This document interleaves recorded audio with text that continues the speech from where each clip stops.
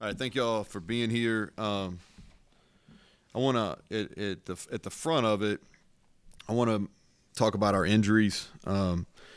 Aubrey is all tests were negative, and he is for what that was. He's in good spirits, and he's gonna be okay. And that was scary, but best possible results have all his tests were negative, and so we expect him. He'll go through protocol and then be on his way. Trey had successful surgery yesterday. He's going to miss the year, obviously, but he's expected to make a full recovery. And I want to praise our medical team, our trainers, our docs. Thought they did a tremendous job. And then I want to huge thank you to TCU, their medical staff, their training staff. They're extremely helpful. Their trauma team and their docs, they handled the surgery yesterday, and so Aubrey and Trey, we're gonna fly them back tomorrow, and so looking forward to getting them back. And but I wanted to hit that at the front. I'll be honest, I'm here against my will today. I was planning on having a day off, so Monty got me today. I won't hold y'all responsible for that. So really good road win for us versus a quality TCU team, and I think that'll show as they progress through the year. Really proud of our staff and players. We were able to win despite not playing really well. We didn't play played at a high level on special teams, which I'll talk about here in a second.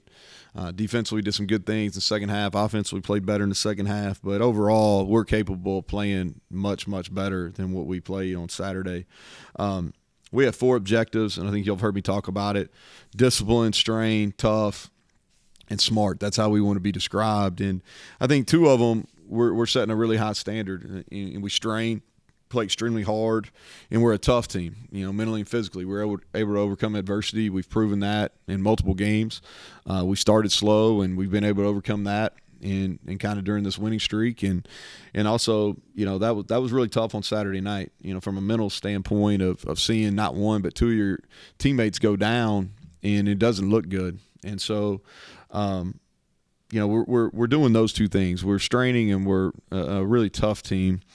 But on the other 2, we didn't hold our standards. Our discipline was not very good on Saturday, and then we did some things that just were not very smart. And so felt like that we won the game because we strained and we were tough, and our competitive spirit was really, really high. But we've got to make huge strides in being more disciplined and then just being a smarter team. Game recap. Start with special teams. I really feel like we won the game because of special teams.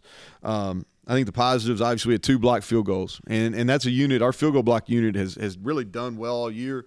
And y'all have heard me say this a couple weeks in a row is, man, we're really close to blocking 1. Well, we went and got 2, which was huge. I thought our field goal, Michael Hayes, he, first of all, the one before half, he drilled. That was a big kick. And then the one in the fourth quarter. And part of the reason, I don't know if you could tell this on TV, the wind was kind of swirling in there. And it was he had the wind with both those kicks that he made. And their kicker was against the wind both times. And that was some of the thought process of taking the ball because we knew we'd be able to pick the wind direction in the fourth quarter. And so I thought our kickoff cover team did a great job. That was probably our biggest challenge on this week. We had Texas Tech, and they've proven they're pretty good. They hit a return versus Houston as well, but Dre McCray hit one. But we didn't play very well on kickoff coverage teams versus Texas Tech, and so we challenged our guys. And then Hayes came out and had a tremendous day with kickoff locations and hang time, which is the number 1 factor on good kickoff coverage. And then our guys they defeated blocks. And so that was a big we talked about that being the first play of defense, and I thought our guys stood up to the challenge on that. And then punt, 46 yards net punt. And so credit to Ollie, credit to the guys covering. We got good guys, good speed guys running down. And then Preston Fox again on punt return. We blocked for him better, and then he's stealing first downs. in the return game, and he's done a nice job. The things we got to improve, the penalty before half. We did a really good job offensively getting in a position to make a field goal, and then Hayes makes it, and we flinch and jump right there, and we just can't have that. That goes back to what I was talking about from a smart perspective. There's no reason to do it, and so that was disappointing. And then really bad mistake at the end of the game of us. We talk about situational football. We actually show video on Friday of other teams doing things that are smart and not smart. And we talked a week ago in depth about, and I think we did it 5 times because I counted. Because I always look back at myself. Okay, did we cover that? But we've covered that 5 times about if the kick's blocked and it goes on our side of the line of scrimmage, you stay away from it. And we about made a catastrophic error on that. And so we got to obviously clean that up. And our kickoff return team, we're a little bit better, but I think we can take it another step. And so we got to get better at that unit. Defensively, much improved in the second half. I think they averaged 3.6 yards per rush, which was vital. Our red zone defense continues to be really good. I think that's the key. One of the keys to success in this league is being efficient in the red zone. And then our 3rd and 4th down in the second half. We didn't play 3rd down very well in the first half, but in the second half, really bowed up and played quality defense on those end of possession downs. Things we got to improve. We got off to a slow start. We had 6 missed opportunities. 1 ball on the ground that we didn't recover, and then we dropped 5 interceptions. 2 of them would have been good plays. 3 of them hit us right in the chest. And it's not very often in games where you can get away with those. And we didn't get away with them against Penn State. That game's totally different at Penn State if we catch the 2 interceptions they throw us. If we just catch the 2 they throw us, the game's different. And we were really fortunate to come out of that game with us dropping some interceptions that we had, because 2 of them, one of them for sure had a chance to be a pick 6, and the other one had a chance too. And so we got to clean that up. Our tackling was not very good in the first half. It was sloppy. I thought the tempo bothered us, and we had some MAs and some coverage where we gave up some easy completions. So we got to get those cleaned up. Offensively, I'll say this. I'll credit the guys because we really – and I think I said this after the game for you guys that weren't there. Really probably – I've been doing this a long time offensively, and probably as strange a game plan week as I've ever had last week. Really thought up until Thursday morning – Garrett didn't do much, didn't look very good on Tuesday as far as moving, and I didn't want to play him until he was 100%.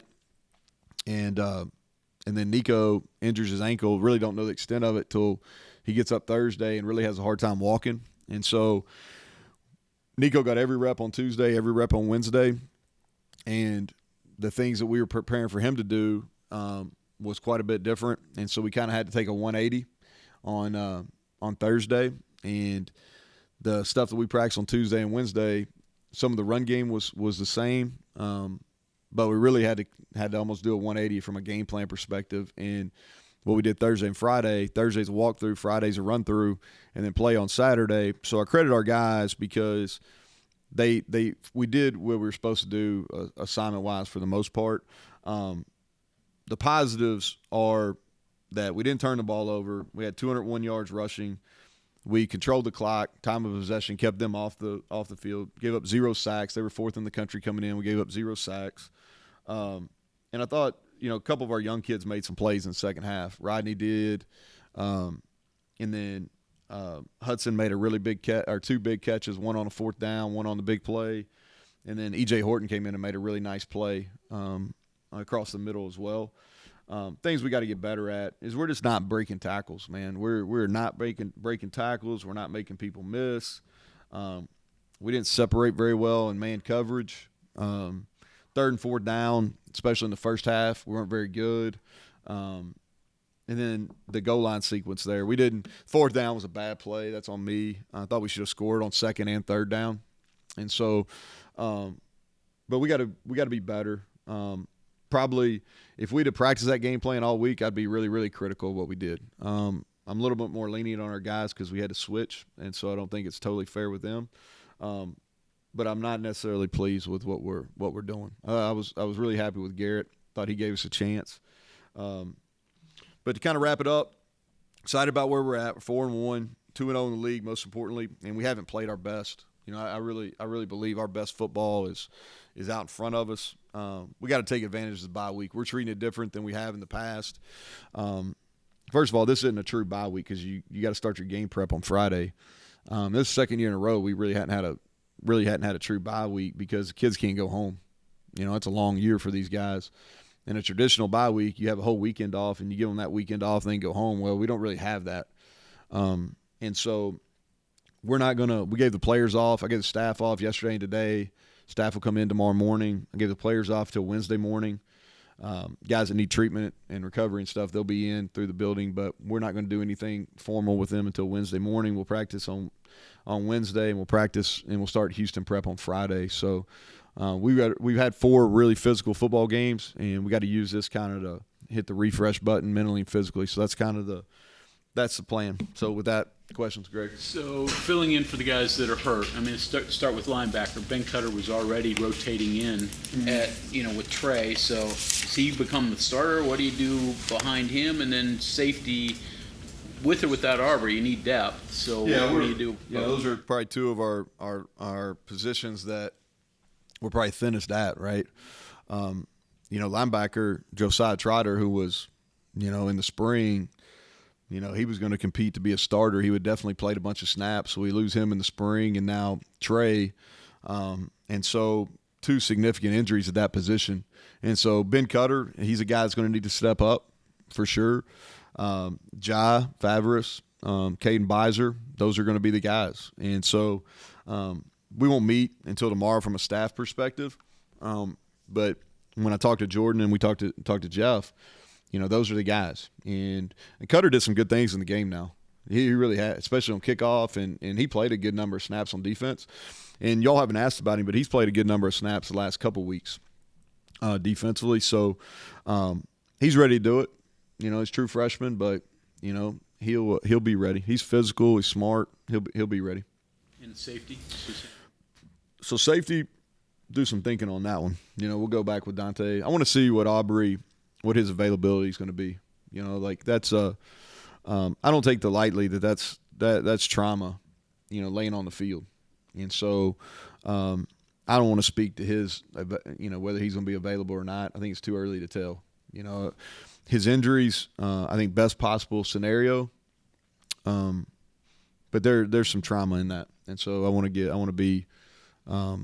him back, give him some time before we figure out kind of where he's at from a return standpoint. Tomas and Milam get poked in the eye. Yeah, Milam got poked in the eye. Yeah, and kind of unfortunate. It happened after the play. So he wanted to play. His eye was completely shut. If it was a boxing match, they'd stop the fight because he couldn't see. So we just didn't think it was in his best interest to play. And I'll tell you, he's playing at an extremely high level. If we can get them all playing like him, then from a effort and a production standpoint, we'd be onto something. Tomas, I think it's too early to tell. It would be a struggle if we were playing on Saturday this week, but because we don't play this week, I think we'll see how it goes. But it's not something that's going to keep him out an extended period of time. But Houston, I think it's too early to tell. Would you consider making visors mandatory for those guys up front now? Yeah, I don't know. Those things are hard to breathe. Like a lot of those new helmets, you have to wear a visor with them. That may be something. John, I haven't really thought about it, but it may be something. But he did. He got poked pretty good. You mentioned after the game that you felt like now, especially after that win, you should be a nationally ranked team. Got some votes. Disappointed. Any comments there? Well, I think 2 things is I voted on the coaches poll, and I voted us in because I really believe that we should be. I think that sometimes the coaches poll, it's really hard. And I get a lot of help from Montoro because he does a really good job of keeping me educated on results and who plays well. And we spent some time on it on Sunday. And I'm not sure if everybody does that. I don't want to say they do or they don't. And I think people, you look at Texas Tech, right? Oregon's ranked. Where's Oregon ranked right now, Monty? They're in the top 10, right? Texas Tech's beating them, and Oregon scores within the last minute and a half. So a victory over Texas Tech here, and I know they're 2-3, but that's a really quality win, especially if Oregon's in the top 10. And then going on the road, at TCU is a really quality win. And so I just don't know I think sometimes our league's underappreciated. We only have 2 teams right now, and or maybe 3 that are in. I think our league's underappreciated, and some of that's because we didn't take care of business in the out of conference like we should have, our non-conference like we should have probably. So I'm not saying that's not unfair, but I do, taking who we've played, I do think we're one of the top 25 teams. But hey, it's just something else, man. Like we've kind of been underappreciated, not respected the whole time. So this kind of falls in line. So we'll have a couple more opportunities. Do you have to address it with your team at all? Yeah, I'll just tell them. Yeah, I'll just say, hey. This is it's kind of like the 14th deal. This is, the AP poll, I don't know. I don't know enough about how the AP poll works and who votes on it and knowledge level and all that kind of stuff. Probably the same. A lot of the same people that picked us 14th in the league. So, it is what it is. But, we'll talk about it. A couple of their injuries, Hershey and I guess how Garrett reacted. Yeah, Garrett, he needed this time. He had a birthday yesterday, and, whether he stayed off his feet on his birthday or not, who knows. But he moved around a lot better than I anticipated in the game, and that's kind of why we played a little bit different in the second half. I didn't call a very good game in the first half. I really didn't know. I didn't really know what to expect of him being able to move around. We called the game differently in the second half because I could tell that he could run, and I thought that helped us. He came out of it. I talked to him on the phone yesterday. I didn't see him. He said he felt good. And so we'll see. He needs some time too, so this week will be good for him. But I anticipate him being 100% when we play a week from Thursday. Hershey? Okay. Hershey, I think he could have gone back in the game on Saturday. It's kind of a coach's decision. He did some good things early. But we'll see. We'll see on him. I think he'll be fine. One name I haven't heard it forever, but Austin Cave, linebacker. So he's been out. Yeah, he's been out with an injury. He's got a lower body injury. He's kind of day to day, and it's really been last week of fall camp, maybe or the week after Penn State. But it's a lower body injury. I don't think it's season ending, but he hasn't practiced. Some of the 4 keys you talked about, and then kind of the way that you adjust the practice by being more physical and tackling more. Would that work with every team, or did it just happen to line up with what you have here? I think each team's different. I think that for us, because where our strengths are, like I really knew that our strength was going to be on both fronts, and really our front 6 because our linebackers have played really physical as well. So I thought for us to really utilize our strengths, we had to be more physical. And we have some depth in both those areas. I think that showed our defensive line has been showing its depth all year, but the fact that we lost 2 starters in the game and still did some good things in the run game in the second half kind of speaks to, and not giving up any sacks, kind of speaks to some of our depth on our O-line too. Hubbard and Malone both came in and played well. And so we had some depth, so you're able to go a little harder. Sometimes when you don't have depth on O-line or D-line, you can't practice as hard as you want to. But I thought it was the only answer for this team, but I think you look at it kind of and you have to evaluate each team differently.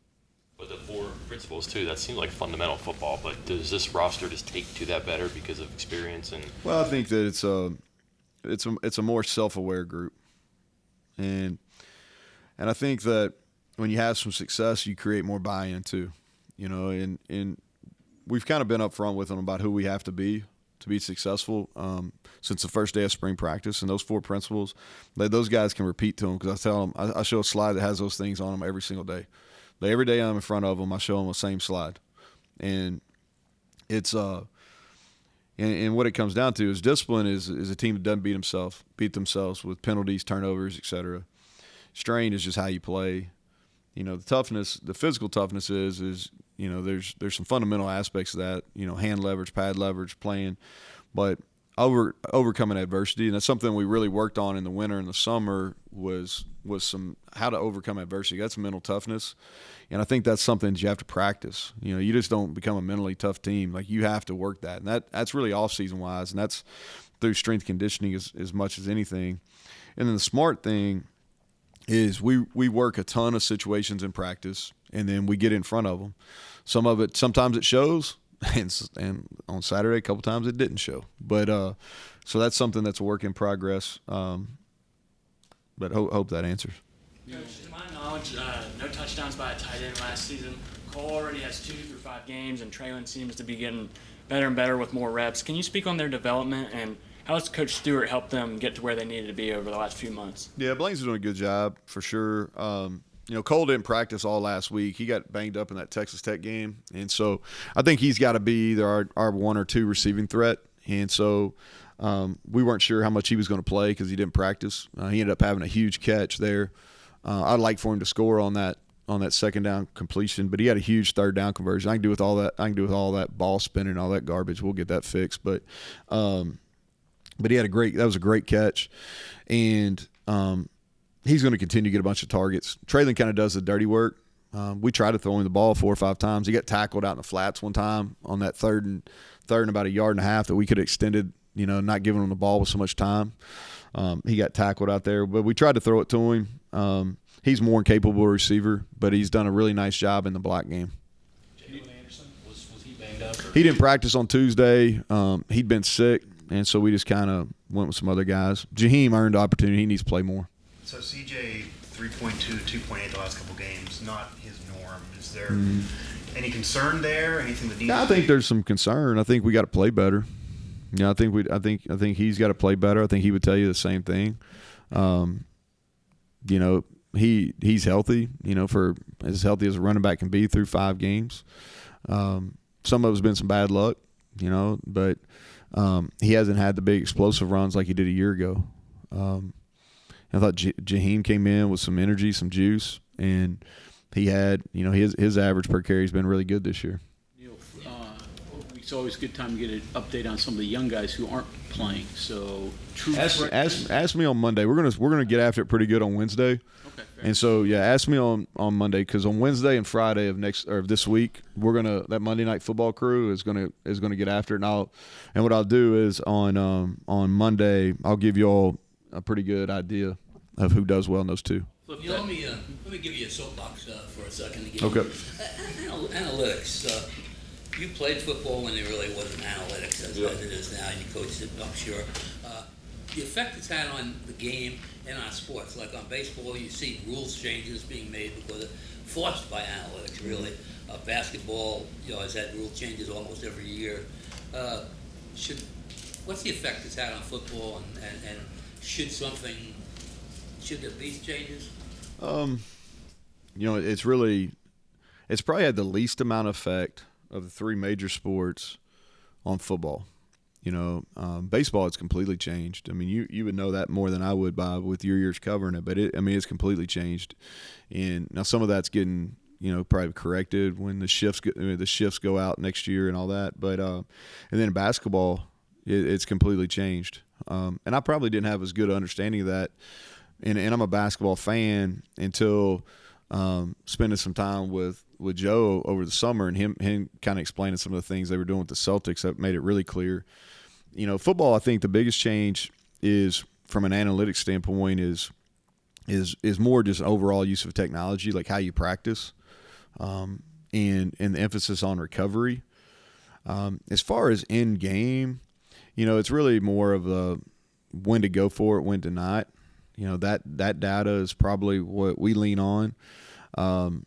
If you look back at our situations to kind of, if I had to do it over again, we were in minus territory there. Like I probably would have gone for it. It's easy to say because we punted and they scored. If they didn't score, I probably wouldn't have said that. But hindsight's always better. But we've been pretty good in those short yardage situations. So, and then the other 2 is we were going down the other way. The other one was like 4th and 6, and the wind was blowing pretty good. And so if we were on the other end of the field, I would have kicked a field goal then. But because we were going against the wind, we didn't. We had a good play there. The ball got tipped. That'll happen. And then the other one is you kind of make some of those decisions going in the game, and it was 4th and about 1.5 yards. It was too long to quarterback sneak it. But we should have called a better play. But I knew if we stopped them, if they stopped us, they had 99 yards. And I felt like we were playing really well on defense, so I thought that was right. But I'm giving you a lot of information. But analytics in football is probably behind the other two. You know, all the NFL teams have their own. You know, we have an outside company that we use. I don't follow it 100%, but I use it quite a bit. And I think there's a mix of gut in there too, which is I'm comfortable with. Some people follow it totally. Some people don't follow it at all, you know. How do you keep from becoming a slave to it? Well, I think a lot of it, you try to make as many decisions before the game when the emotion's not in it. So I take time on Thursday, really. I do a phone call with our guy and ask a bunch of questions and really try to make some decisions on Thursday before it's emotional. And then when you get in the game, how the flow is going. You know, like, for instance, in the first half when we didn't go for it on that, you know, I kind of made my mind up because how we'd been playing defense the last couple of weeks is like, hey, I'm only going to go for it on the plus side. But we didn't play very well early. And so that's where I was like, man, like I probably should have done. If I had to do it over again, I'd go for it. But you try to make those as many as you can when it's non-emotional. And so you're making decisions based on knowledge, not on emotions on Saturday. One more. Yeah, no, that's fine. One more question on this. Change in play in the Big 12 from a wide open passing league to what it's become now. Has that been analytically driven, or is that?